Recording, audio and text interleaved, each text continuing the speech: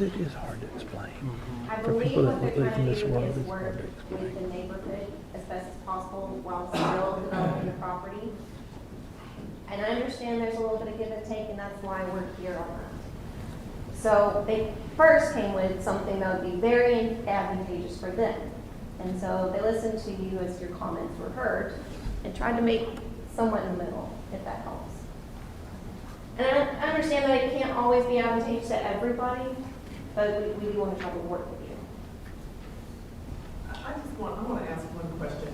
Are they going to put a for sale sign in front of each unit or in front of each building, or are they, I'm confused about the purpose. I mean, is it supposedly sell them or? I want to take that one, because I don't know whether they're going to try to sell it or rent it or anything. So we're talking with people now that are interested in doing a purchase where they would get to customize their own unit, build it exactly the way that they want it. And if they want to, they can just build one unit. Understand, we can go less, They could take the whole building. but they could build it as a row home. Yeah. And they can build both sides. And so, as we go through there, it's gonna be a custom build for each unit, and each unit will have to go through the architectural control, but they'll all fit within the PUD idea. But we're going for the right, if somebody wanted to build a home and then have a leasable unit next to them, they could do that. That's become common practice. If somebody wants to build a home and have their family live next to them, they can do that. So that's what we reserve the right to do. And this lady had a question about the Property Owners Association that I'm going to have to address, okay? Did you have a question about Well, environment? I mean, within the PUD, Correct. it says that it either has to have you can waive the Property Owner Association if it's a sole owner. It's a sole owner. So here we are, at the beginning of PUD, Right. it says that zoning and plans are in tandem. Correct. So I have a secondary question to that, but I don't understand how you can make a zoning claim but yet change the plan after the fact. Oh, well, no, we don't want to do sole owner, now we want to do, or we want to do Property Owners Association, but now we're going to waive it. When we're talking about these are both happening in tandem. So where we are right now in the process is if we back up and think about where we didn't have this additional meeting and then we didn't table it for a whole month, if we were back at the beginning, Yeah. this process is actually taking place before staff has completed their review.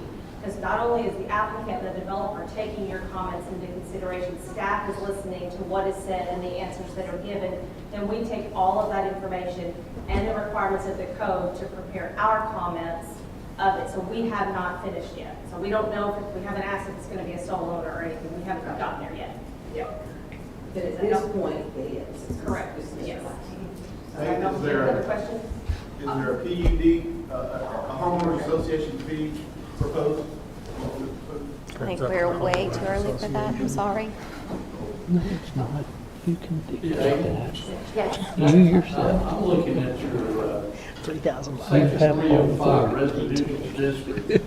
And one struck me here, one sentence, is congestion shall be prevented in residential districts as much as possible by regulating population density, activity intensity, and extent of building bulk in relation to area land use. Structure height shall be controlled in residential districts in order to provide light, air, access through windows and privacy. Residential districts shall promote desirable land use and development in order to protect the district. And I think that's why I'm against the PUD and a giant bulky building 35 feet tall, 34 and a half feet tall. As once it goes to PUD, the historic district, it's over for them. And if they change it and have different apartments, once it gets PUD, you can put in a gas station, you can put in a vape shop. No, that's not That's true. a park. That's not true. The point of the PUD rezone is to make a plan for that rezoning. And so you. I was gonna say, part of the PUD review, well, the actual uses will be limited, and then total density will be limited. So right now, if staff is reviewing this, the condition would be that the uses of the property are limited to 2-family residential with a total unit count of 8. That's all that would be allowed at this property. Well- So if they want to come back and build a gas station, you're right back there. PUD is the death knell of the historic district, and we spent 2 years getting that historic designation, and so proud of it. And this, that quick, it'll be gone. And it's, the people around here, the people that have lived there for 26 years, we're really gonna miss it. We are gonna miss it. And I think Conway might miss it, but they may not. They might not even know we're there. We don't have signs, so I don't know. Sure. I appreciate That's it. my 2 bits anyway. Thank Can you tell I'm against it? No, I honestly couldn't. I think we all are against. Yeah, I have a question in line with what the gentleman said back here. It's been my understanding, like Mary has said, that these, what PUD, it has got to be considered in tandem with the plan, right? So how, if the plan's uncertain back here, because it led me to believe, well, maybe an owner might want to buy a parcel and develop it accordingly. How can you vote to approve the PUD when the plan is so fluid? The main thing on PUD is just to allow the usage. And I know I'm using that word a whole lot, and I'm sorry. They've got to restrict what we can do upon it. But also, for selling and buying, all property is either bought or sold or rented. It's not something that they can restrict. Oh, I understand that. I absolutely understand. Right. But I'm still trying to understand.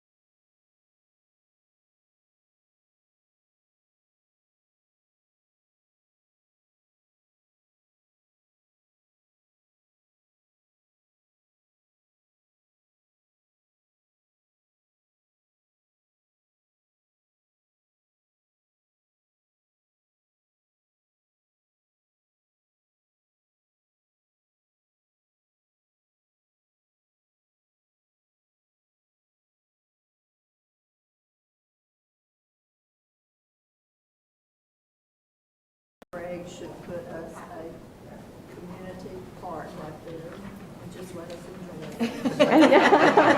Or a pool, you know. You know, Yeah, nice flagpole. Well, I mean, for some positive feedback, I like this a lot better than what was presented at the first meeting. Yeah. So, yeah. I think it goes with the neighborhood a little better. Yeah. Yeah. Megan, has this met green space? Hey, we're doing green space inside of the setback requirements. Okay. But again, site plan review will make sure the green space is met. Okay, I have a question. I don't know, with Hunter Street and the rest of the neighborhood, they have a homeowners association, is that correct? Oh, they don't? There's no home, I mean, I think it's there's still no home. association. We do not. Because I know our homeowners association, you can't lease and you're supposedly forbidden to lease or rent. Yeah. If it's something that they're able to, they can put their own HOA or POA together, and it could be something that they could dictate. But I don't. Look forward to it. No, it'd be only their property that they can do that there. But that's up to their discretion. Would they do something about the fact there's no sidewalks? Their sidewalks will be something that's required during site development review. Because the bus stops are down on our street, which is blocks away. Yeah. Many blocks away. And many of those blocks, not just the ones in front of this, you do not have sidewalks. So you would have kids out there walking on those streets to the buses, which we see every day in the neighborhood, in spots that do not have sidewalks. Yeah. So It- it wouldn't be just that.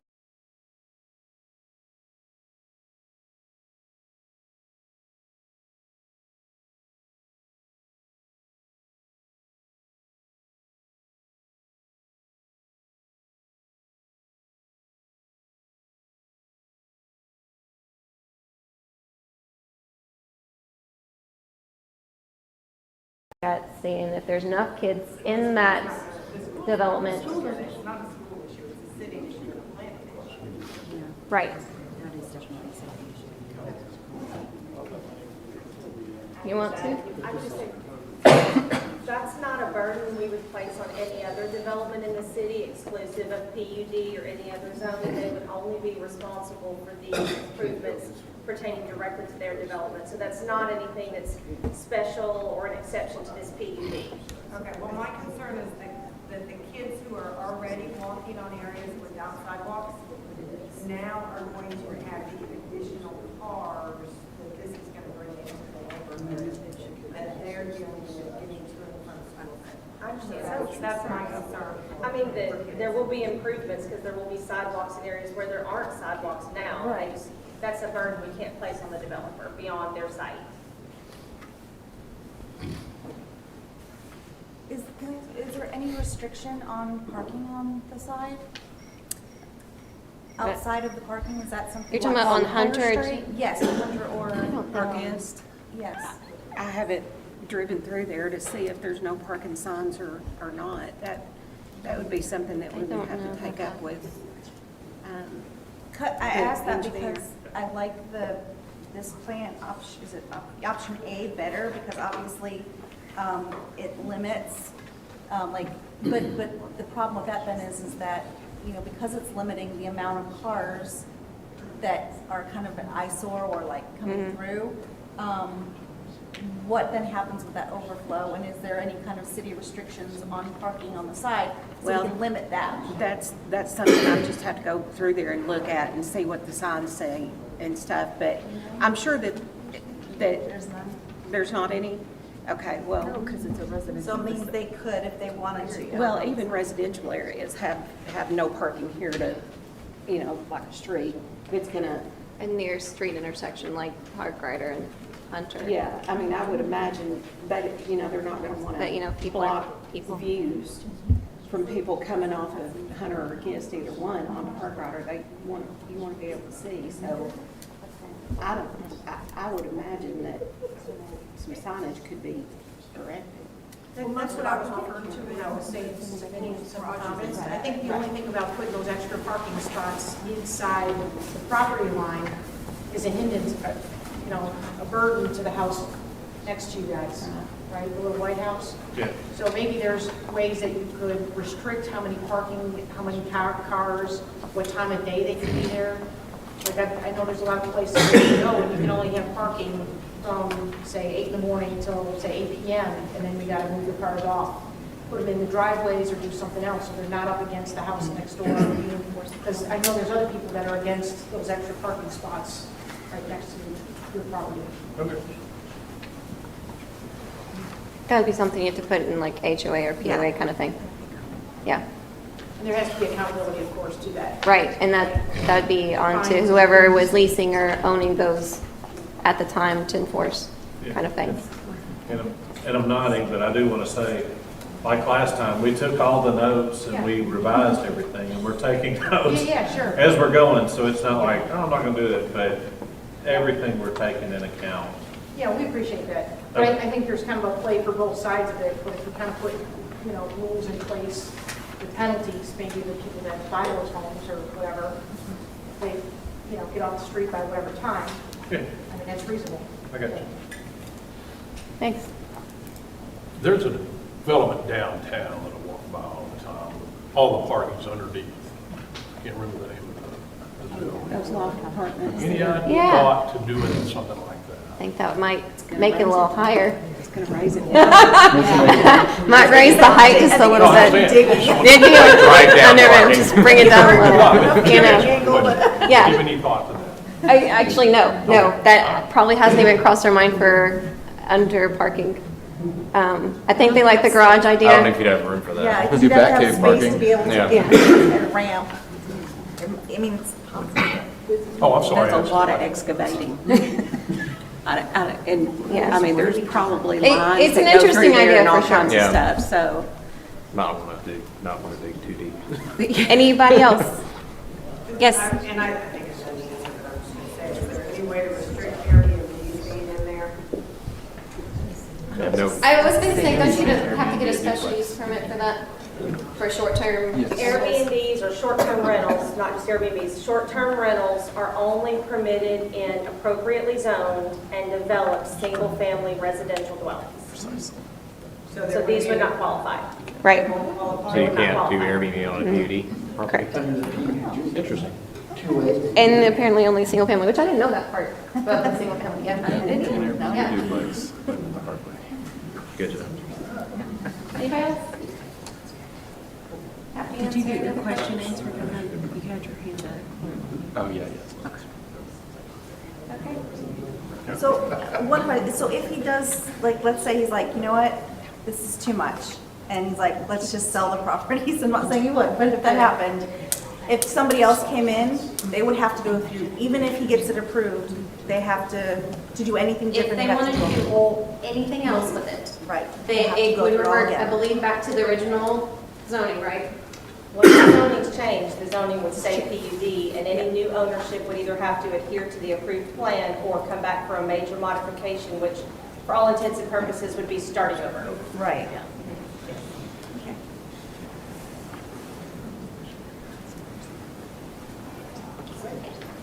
Can the planning commission restrict the PUD to that owner?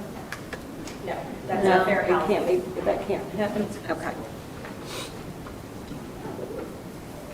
The exact same question and bring it up. rule out if they wanted to have their own homeowners association. No, I was asking if the PUD could be approved only for this owner. That's what I was asking, and no, that's not the way it works.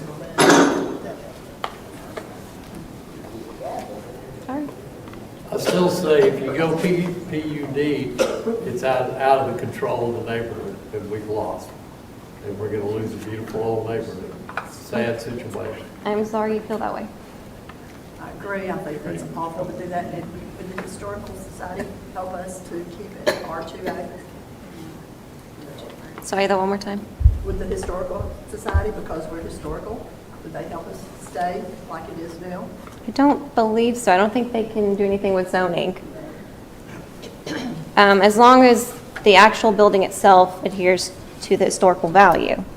I think is what they can dictate. When is the planning? 18th? December 18th. Yeah. Okay, so this will be in front of the Planning Commission on December the 18th, and I would urge you all to come and voice your concerns to them. And once they decide, you know, we'll take it from there. But And that just, meeting will be held in this exact room. Yes, this room right here. So exactly. just to We have flood clarify, damage at City Hall. Yes. so- just to clarify that meeting, you're not going to present a detailed plan at that meeting. It's just, are we going to rezone the PUD or not? Yeah, and allow this, what we're And all the presenting. design And is- allow this general concept of Correct. 8 units. Yeah. 4 buildings with 2 units each. That's, all that is going to be, there's not going to be any more detail provided for comment. There'll be some. They provided an operational plan, I believe, with some proposed conditions. So as part of the PUD rezoning, a final development plan must accompany that, and there will be certain conditions in there that will form part of that PUD approval process. So it won't be a plan like a drawing, but there will be an operational plan or a program of conditions, yes. Will that be things that you, as the planning department, has specified, or things that the developer has offered as? They will submit their requests and staff will review them, and then they may fit, they may need to be stricter, and they will definitely be added to, would be my guess. And on top of that, the Planning Commission can even add things that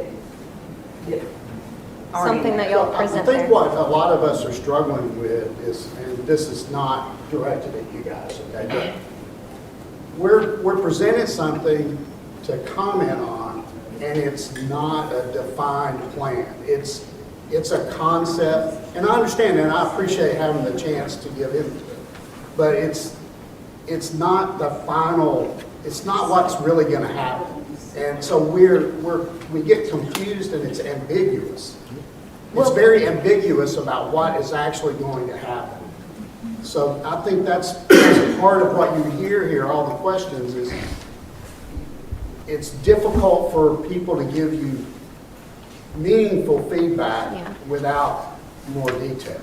Well, some things are just unknowable. I understand. I mean, at this point in time, what we do know is there's going to be 8 units. There's going to be 4 buildings and 8 units. There would like to be. Well, if this is all If approved. it's That's what approved. yeah, with that caveat. We can't discriminate on who lives there or what the owner does with all of that. I mean, there's some things that we just can't know at this point. But what we do know are there's going to be 8 units. Okay. 4 bedrooms, 4 or 3 bedrooms each. Yeah. I think it's somewhere in 4. But in addition to what he's saying, this is all a process. We're doing the general idea to get everybody's feedback, but the city's got historical, It's got to go Review. through a bunch of hoops. and then it's before got it- site plan review. There's a lot of engineering stuff that has to be answered. But the horse is out of the barn when those things happen. The horse gets out of the barn when we approve it to go to PUD. Exactly. So the horse is out of the barn then, yes, you have lots of other things, I Yeah. understand. And I don't envy you your task, okay? But the point is, once the PUD is approved, we're out of that loop. The neighbors are out. Yes, we are, we're You have a out. historic district commission that you can show up to. Well, yeah, we can complain to them, but that doesn't undo the PUD decision. True, it doesn't- Once it's done. Once it's done, it's done. And from a historic, being in a historic, like nationally registered historic district, it really doesn't make sense. For me, it doesn't make sense that you would have a historic district after the rezoning, especially when the whole point of PUD is that these two things happen in tandem. So maybe if you weren't in a historic district, that wouldn't make a big deal, but because that is part of where we are, like, that's a hard place for us to be because that's really important. That's why we live in that neighborhood. I actually can answer that. The whole point of coming to PUD rezoning before historical district is so that we know what kind of plans we can present to the historical district. If we go in there being like, we want to do what we presented the first time to the historical district first, but then come to PUD, and then that doesn't work, we have to go back to the historical district to present a different plan. So we got to know what kind of, Either, but, HCC can't even review something that isn't allowed by land use. So this isn't even allowed yet, like this density. So this has to get approved, otherwise the rest of the review processes aren't even applicable. yeah. So, yeah. Does that help? So if the plans change between now and December the 18th, will I think the they're- Hendricks Edition be informed about that? Do you think you're I going to think change they it? might tweak a little bit to give it a little more detail to it possibly. But as far as what you're seeing here, that's pretty much what you're going to see at the planning commission.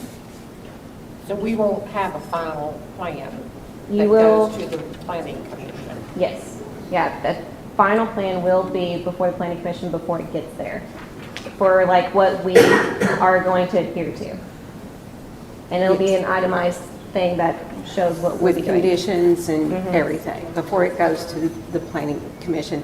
Now, we have, what is our cutoff? The staff report, which will include any final revisions and the final conditions and staff's review for this, is typically published the Wednesday or Thursday preceding the meeting. So those materials will probably be available on the 13th or the 14th of December. But now, when we leave here, that leaves staff about 5 to 6 days to get the work done for the review and prepare the materials. So you will be able to see it before the night of the meeting, yes. When you say it's available, how will it be available to us? It's available to download from our website. We post it on our meeting information page. If you go there into Planning Commission, you'll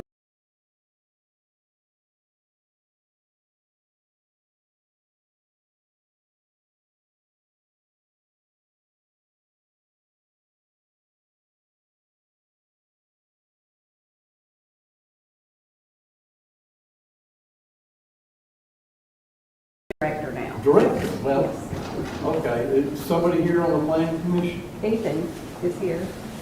Well, there's a couple of them here. Mark. What planning department? This is the planning department. Part. The city, that is employed by the city. Wow. Yeah. No, the commission is a completely separate entity. And they can, yes, they can vote to table it if they want to. It's going to be on the December agenda. Yeah. I mean, I feel that. yeah. But- I mean, But I'm just saying, if there's enough questions, enough changes has been done, has it ever happened that it gets tabled? Would y'all things know? get tabled all the time, yeah. I mean, the council can table something, the planning, I was on the planning commission for a long time, and then I was on city council, Moved up. so I forget sometimes what I do. But yes, they can table it, but if there's a point to tabling it, Yeah. if there's going to be any significant changes made, I mean, they have hard decisions to make sometimes, but the best thing that you guys can do is show up and tell them your concern. Question? Yes, sir.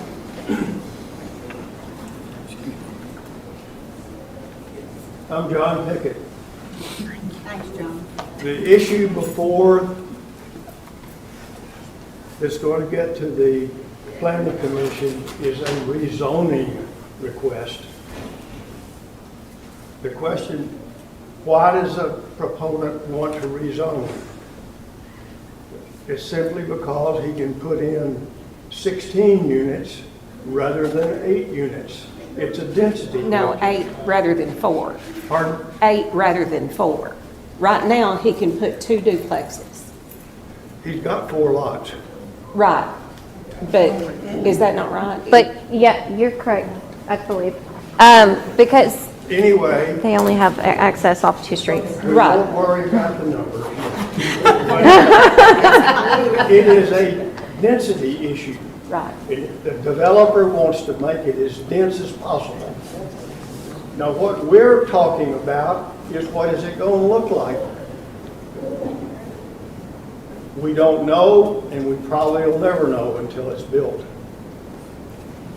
So, what is our argument against the density increase? That's what the motion's gonna be. They're gonna wanna know how it impacts you, not so much, I mean, the historical district and all those people are gonna make sure that it's aesthetically pleasing and that it fits into the surrounding area. What they need to know is its impact on you as a neighborhood. Density impacts the neighborhood. Well, that's what I'm saying. And when it comes to the historic district. She's the guru on historical districts. So that is a public hearing, and you will see the design, and you can attend that as well.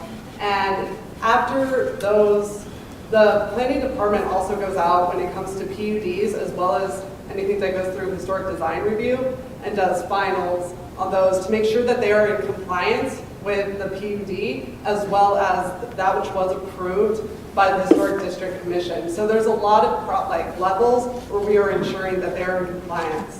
And those are, two other public hearings. There's 2 public hearings about the Planning Commission, City Council, as well as Historic District Commission. So it won't just pop up and be a surprise. We would ensure you didn't follow anything that you were supposed to. You cannot get a final, that sort of thing. And then when it's all said and done, it has to have a final inspection before anybody can move in it. So they have to comply with If the everything. density is changed, the proponents of the measure of the change in the density will work it out so that it satisfies the historical district and the planning commission. That's what happens. So I want you to get back to the density question. Why are we against an increase in density? Rather than, is it going to be board and batten?